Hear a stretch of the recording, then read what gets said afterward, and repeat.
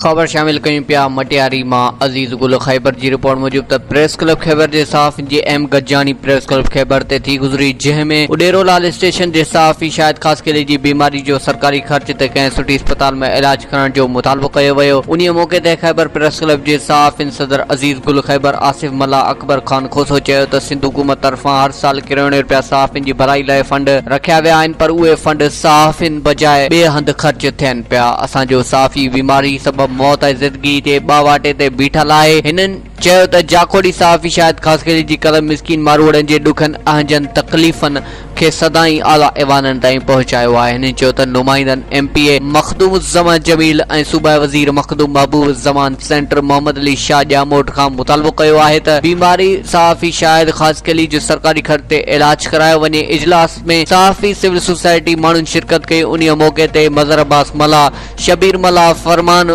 खोसो, इम्तियाज़ कमरानी ऐं शामिर मल्ला, फयाज़ मल्ला ऐं ॿियनि शिरकत कई आहे। हाणे ख़बर शामिल कयूं पिया मटियारी मां अज़ीज़ गुल खैबर जी रिपोर्ट मूजिब त प्रेस क्लब मटियारी ते पाकिस्तान मरकज़ी मुस्लिम पार्टी जे अॻवाननि ऐं वर्करनि जो महांगाई जे ख़िलाफ़ एहतजाजी मुज़ाहिरो कंदे सख़्त नारेबाज़ी कई वई। उन मौके ते अॻवाननि गुलाम मोहम्मद मेमून, लुकमान मेमून, अब्दुल समद मेमून, अली असगर बिरोई ऐं ॿियनि मीडिया सां ॻाल्हाईंदे चयो त वज़ीर आज़म खे मुखातिब थींदे चयो त अवाम खे हाणे तव्हांजे राशन न पर राशन जी ज़रूरत आहे। ग़रीबनि खे न बल्कि गुरबत खे ख़त्म कयो वञे। हिननि वधीक चयो त हिन घणी महांगाई में ग़रीब अवाम जो जीअण जंजाल थी वियो आहे। ॿ वक़्त जी मानी लाइ अवाम परेशान आहे। अहिड़ी जेकॾहिं महांगाई रही त पोइ फुरूं धाड़ा लॻंदा ऐं क्राइम वधंदा ऐं ग़रीब अवाम ख़ुदकुशियूं करण ते मजबूर थींदी रहंदी।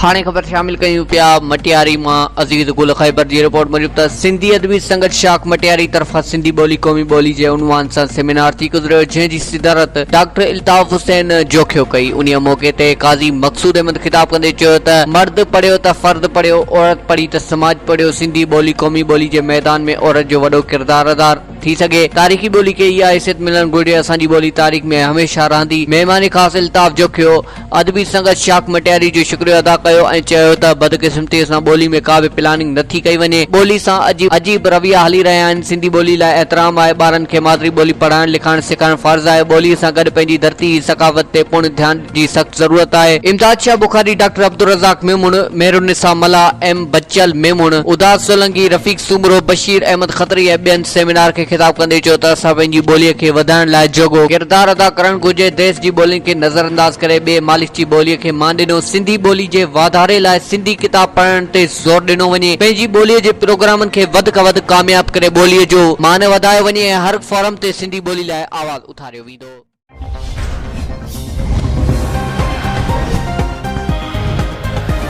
हमारे नुमाइंदे खैरपुर ब्यूरो चीफ सलीम अज्जन की रिपोर्ट के मुताबिक चौहोटाओं के नवाही गांव कुंबल शाह को हुकूमत सिंध और मुंतखब नुमाइंदों की जानिब से मुकम्मल तौर पर नजरअंदाज किया गया है।